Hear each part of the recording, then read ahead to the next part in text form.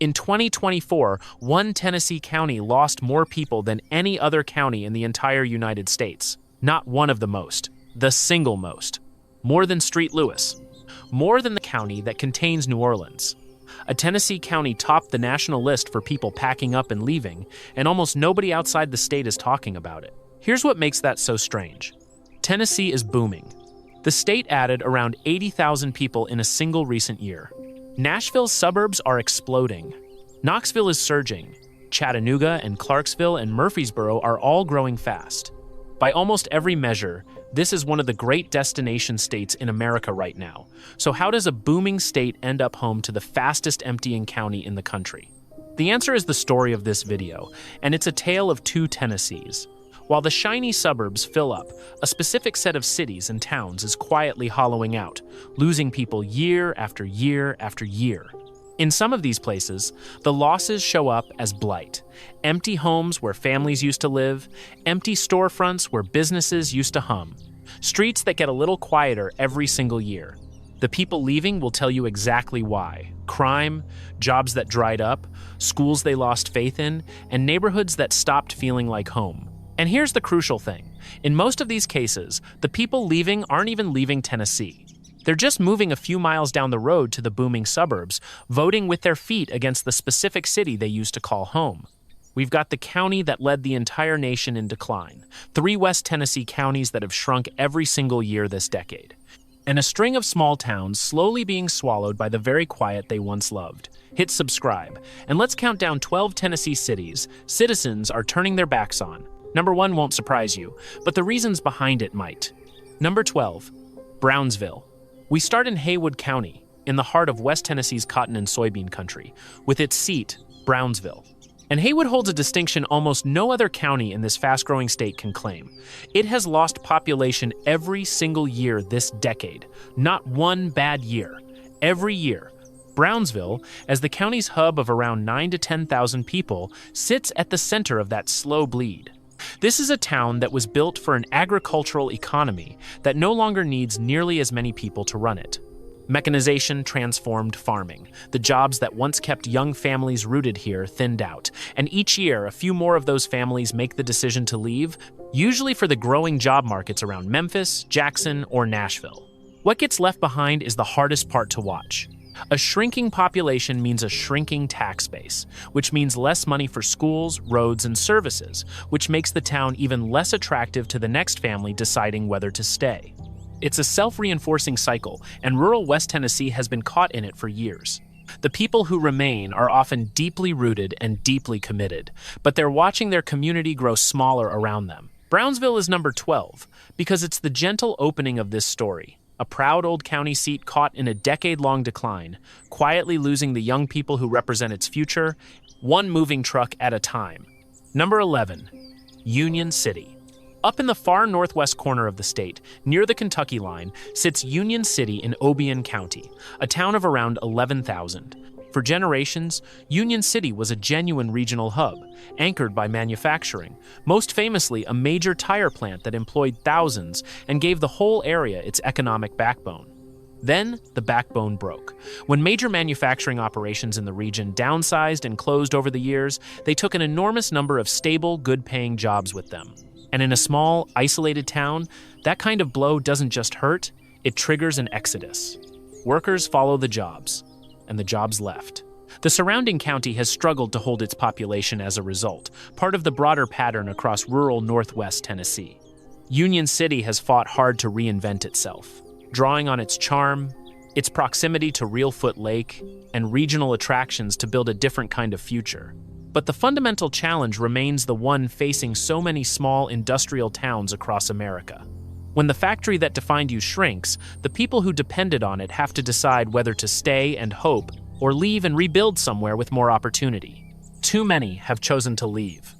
Union City is number 11 because it's the classic American story of the company town after the company scales back, a place with real history and real heart, working to convince its own residents that the best days aren't behind it. Number 10, Ripley. Ripley is the seat of Lauderdale County, and Lauderdale is one of the 3 West Tennessee counties alongside Haywood and Lake that have shrunk every single year this decade. That puts Ripley, a town of around 8,000 near the Mississippi River, squarely in the epicenter of Tennessee's rural decline. The forces here are a brutal combination. Lauderdale is one of the poorest counties in the state, built on an agricultural economy that never generated broad prosperity, and it carries some of the highest crime rates of any small town in Tennessee, driven heavily by assaults.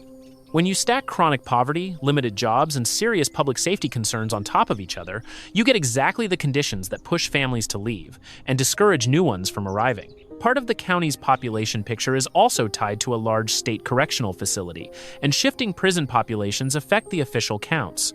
But underneath that, the household population, the actual families living and working here, has been declining, and that's the number that shows up in shuttered businesses and emptying neighborhoods. The people leaving Ripley are chasing the same things everyone chases: safer streets, steadier work, and better schools for their kids. Ripley is number 10 because it represents the hardest version of rural decline, a town where economic hardship and safety concerns feed each other, and where the annual population loss isn't a blip, it's an established, decade-long trend that has proven stubbornly hard to reverse. Number 9, Tiptonville. Now, to the smallest and most remote corner of this story. Tiptonville is the seat of Lake County, way out on the northwest edge of the state along the Mississippi River, and Lake County is the third member of that trio of West Tennessee counties, losing population year after year. It's also one of the least populated counties in all of Tennessee. Tiptonville sits right beside Reelfoot Lake, one of the most beautiful and unusual bodies of water in the country, formed by massive earthquakes in the early 1800s, a haven for fishing and bald eagles. You'd think that natural beauty would be a powerful draw. But natural beauty doesn't pay the bills, and Lake County has struggled with some of the same forces as its neighbors: deep rural isolation, limited economic opportunity, and a heavy reliance on a state prison that shapes both its economy and its population counts. For the families who live here, the challenge is stark. This is a genuinely remote place, far from major job centers, hospitals, and the amenities that growing families increasingly expect. Young people who grow up here often find they have to leave to build a career, and once they go, they rarely come back. The result is a slow, steady draining of the very population a small community needs to sustain itself. Tiptonville is number 9 because it shows how even genuine natural beauty can't hold a town together when the economic foundation is too thin, a remote lakeside community losing its people to the simple, powerful pull of opportunity elsewhere. Number 8, Humboldt. Back to Gibson County, to Humboldt, a West Tennessee town of around 8,000 that was once a thriving little manufacturing and agricultural center, famous for its long-running West Tennessee Strawberry Festival. That festival still draws a crowd every year, but it can't disguise the harder trend underneath. Humboldt has struggled for decades as its manufacturing base eroded. The factories that once provided stable employment shrank or closed, and with them went the reason for a lot of families to stay. What filled the vacuum was concentrated poverty, elevated crime, and the slow decline that follows when a town's economic engine sputters. And as the opportunities dried up, the population began to drift away toward places with more to offer. The pattern here mirrors so much of West Tennessee, a town that had a clear purpose and a solid working-class economy in the 20th century, now searching for its role in the 21st. The residents who remain carry real pride in their community and its history, but pride alone doesn't create the jobs that keep young families rooted, and each year a few more of them make the difficult choice to relocate. Humboldt is number 8 because it's a snapshot of post-industrial small-town America, a place where the loss of the factories became, over time, the loss of the people, and where reversing that trend means somehow rebuilding an economic reason to stay. Number 7, Covington.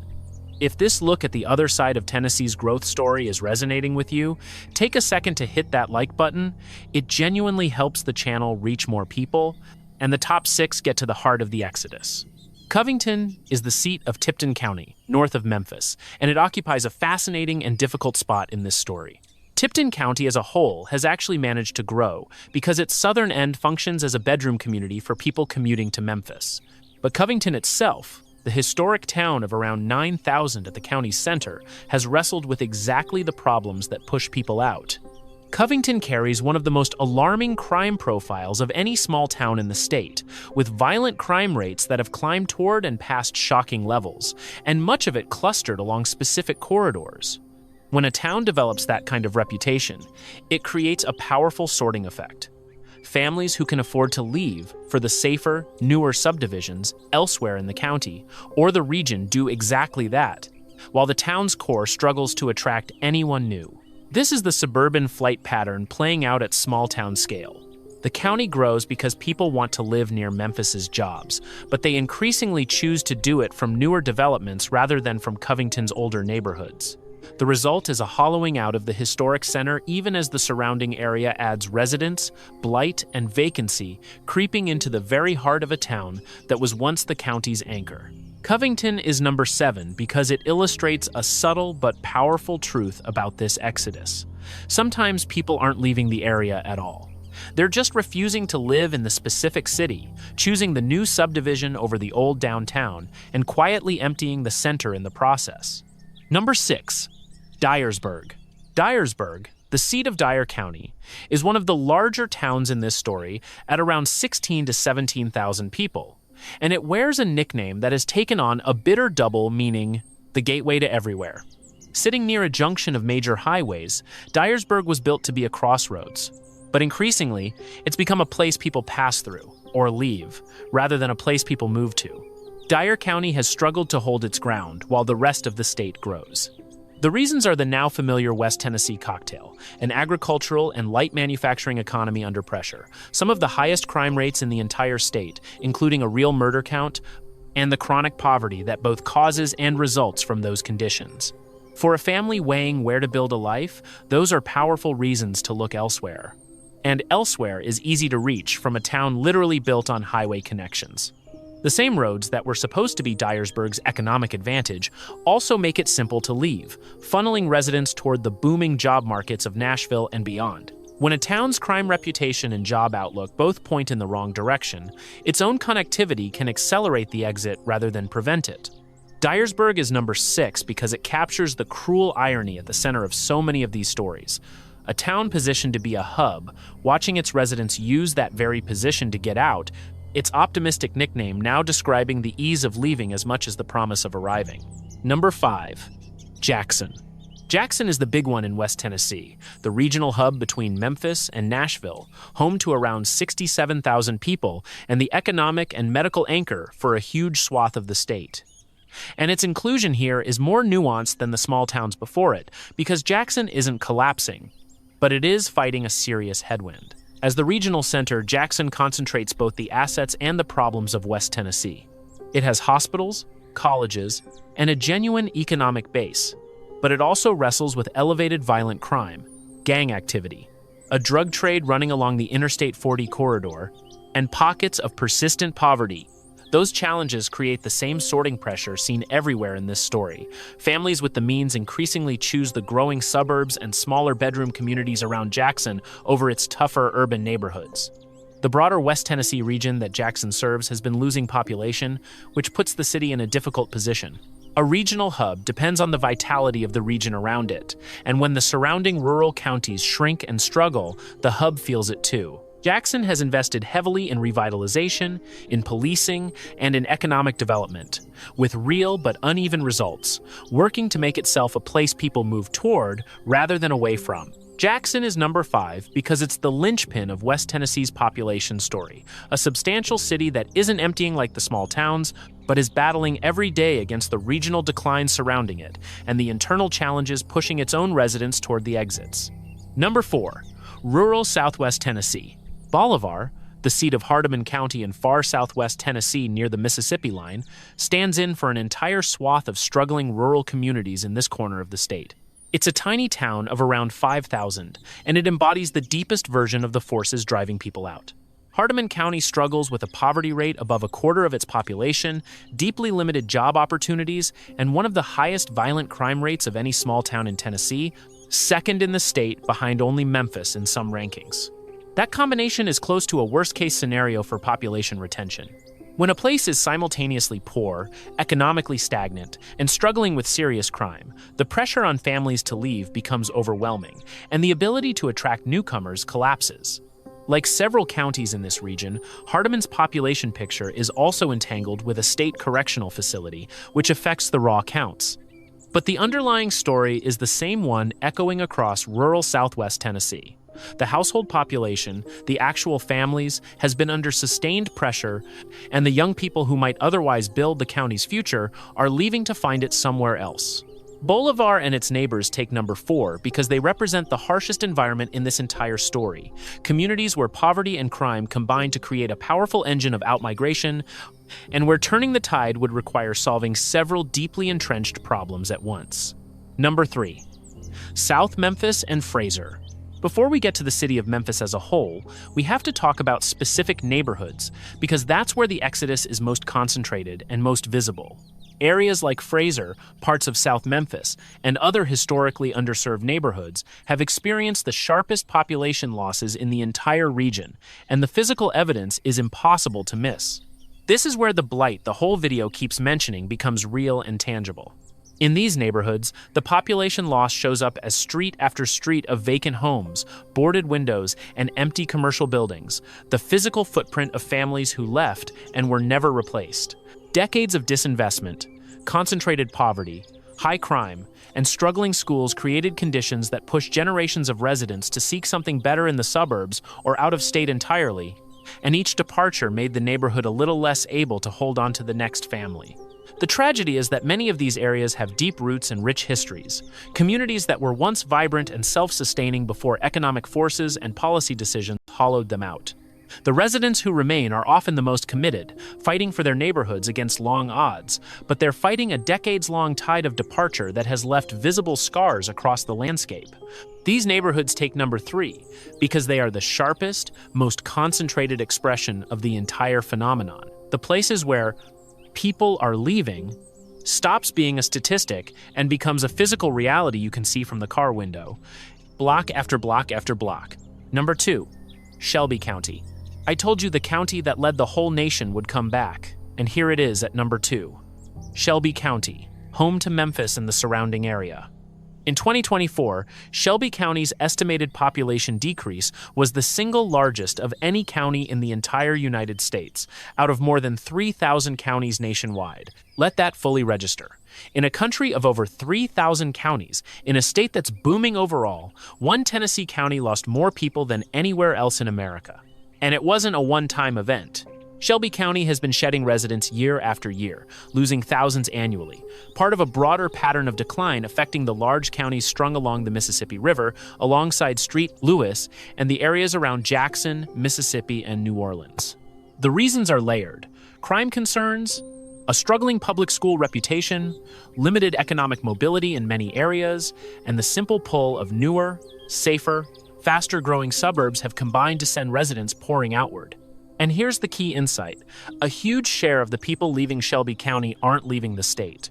They're moving to the ring counties around Nashville, Rutherford, Wilson, Williamson, and to the North Mississippi suburbs just across the state line. They're not rejecting Tennessee. They're rejecting this specific place and choosing the booming version of the state instead.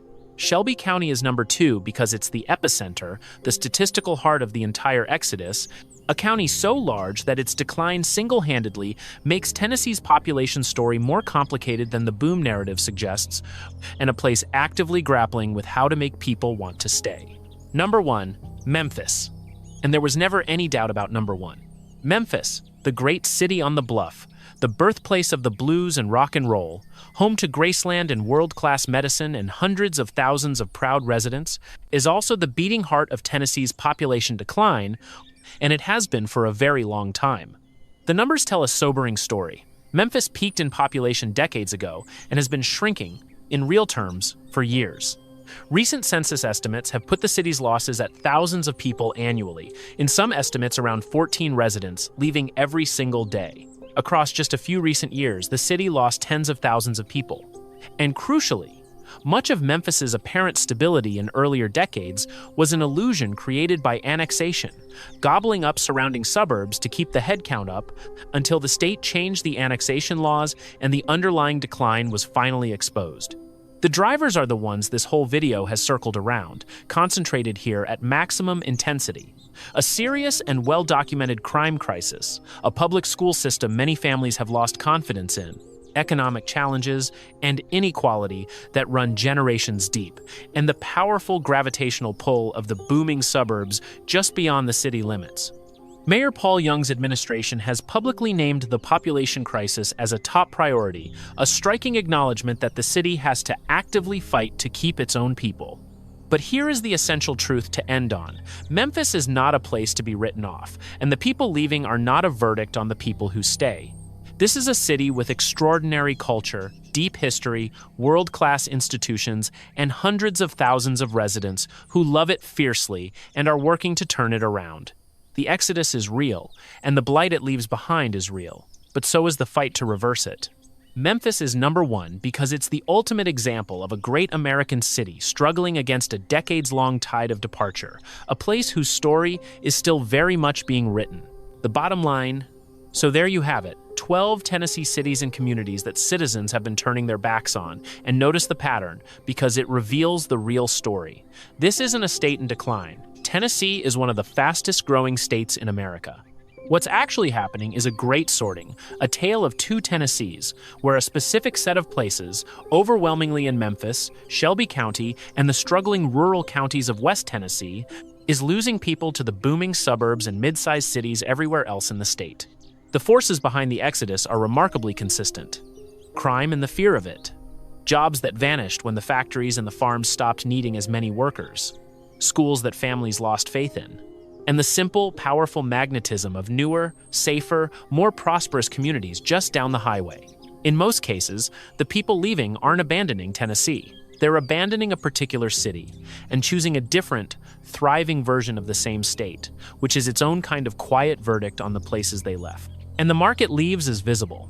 It's in the empty homes of Fraser, the shuttered storefronts of West Tennessee's county seats, and the streets that get a little quieter every year. But it's worth remembering that every one of these places is full of people fighting to reverse the trend, mayors naming it as a priority, residents committing to neighborhoods against long odds, communities refusing to disappear. The exodus is real. So is the fight against it. If this video showed you a side of Tennessee's growth story you'd never considered, subscribe to the channel because I dig into the real forces reshaping America's towns and cities every single week, who's growing, who's shrinking, and the honest reasons behind both. And drop a comment. Were you surprised that a booming state like Tennessee is home to the fastest emptying county in the entire country? I read every single one. I'll see you in the next one.